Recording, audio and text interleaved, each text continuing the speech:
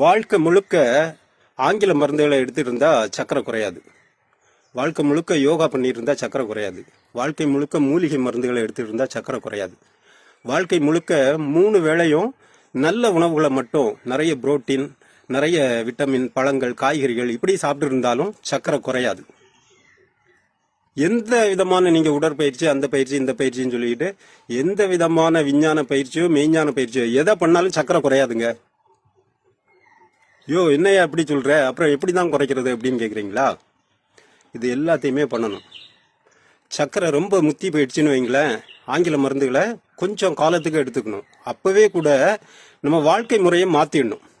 உணவு, இப்போ ஒருத்தர் சர்க்கரையிலேருந்து எனக்கு 30 வயசுலேயே சர்க்கரை வந்துடுச்சு, இப்போ நான் ஒரு 2-3 வருஷம் சர்க்கரையில் அவதிப்பட்டேன், நிறைய மாத்திரைகளை சாப்பிட்டேன், பல விஷயங்களை ஃபாலோ பண்ணேன், ஒன்றுமே சரியாகலை, அதுக்கு பிறகு நானே வாழ்க்கை முறையை மாற்றிக்கிட்டேன். தினமும் காலையில் 2 முட்டை, கொஞ்சம் அவிச்ச கீரை, இந்த மாதிரி பொருட்களை சாப்பிடுவேன்.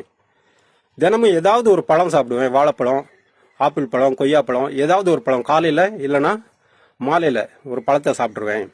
அதன் பிறகு நைட்டில் அதே மாதிரி கீரை, காய்கறி கூட்டு இந்த மாதிரி எடுத்துக்கிட்டு படுத்துருவேன். பழங்கள், காய்கறி கூட்டு இந்த மாதிரி எடுப்பேன். மதியம் மட்டும் ஒரு வேளை அரிசி சாதம், அது கூடவே நிறைய கூட்டு, நான்வெஜ் இதெல்லாம் வச்சுட்டு சாதம் கொஞ்சமாக எடுத்துக்கிட்டு மீதியெல்லாம் எடுத்துக்கிடுவேன். இப்படி பண்ணிட்டு உடற்பயிற்சி இந்த மாதிரி விஷயங்கள்லாம் பண்ணிட்டு இருந்தேன். எனக்கு சக்கரை ரிவர்ஸ் ஆயிடுச்சு அப்படின்னு அவர் ஒரு வீடியோ போட்டிருக்காரு. போட்டுட்டு அவர் இன்ஸ்டாவில் நிறைய ஃபாலோவர்லாம் சேர்த்துக்கிட்டு அடுத்தது என்ன பண்ணுறாருன்னா, நான் இப்போ ஒருத்தருக்கு சர்க்கரையை போக வச்சுட்டேன் அப்படின்னு சொல்லிட்டு அவர் ஒருத்தர் சர்க்கரையை ரிவர்ஸ் பண்ணிட்டாராம். அந்த சர்டிஃபிகேட் எல்லாம் காட்டுறாரு.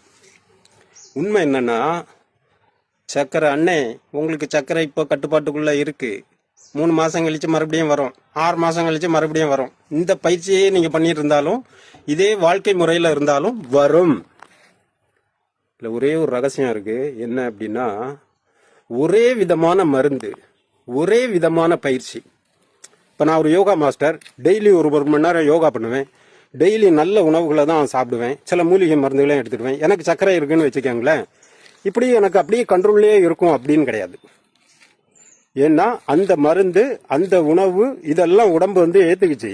அதுக்கும் மேலே உங்களுக்கு சுகரை காட்டும்.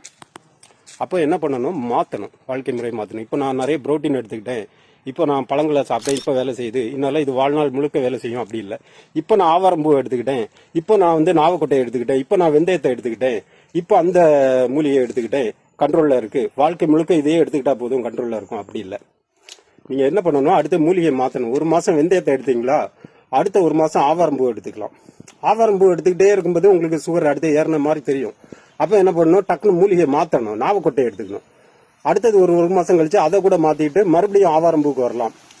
அடுத்தது நீங்கள் சிறு குறிஞ்சானுக்கு போகலாம். இப்படி மூலிகை மருந்துகளை நீங்கள் மாற்றி மாற்றி எடுத்துக்கணும். அதே மாதிரி வாழ்க்கை முறையும் உணவு முறையும் ஒரே மாதிரி இருக்கக்கூடாது, மாற்றிக்கலாம். அதில் ஒரு சின்ன மாற்றத்தை உண்டு பண்ணலாம். காலையில் வெறும் பழங்களை மட்டும் சாப்பிடலாம். செயற்கையான இனிப்பு இருக்குல்ல, இந்த செயற்கையான இனிப்பை சாப்பிடும்போது மட்டும்தான் சர்க்கரை உடம்புல டக்குன்னு அதிகரித்து காட்டும்.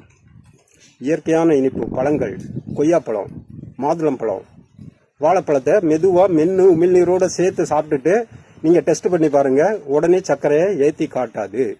ஏன்னா அது இயல்பாகவே இன்சுலினை உடம்புல சுரக்க வைத்து விடும்.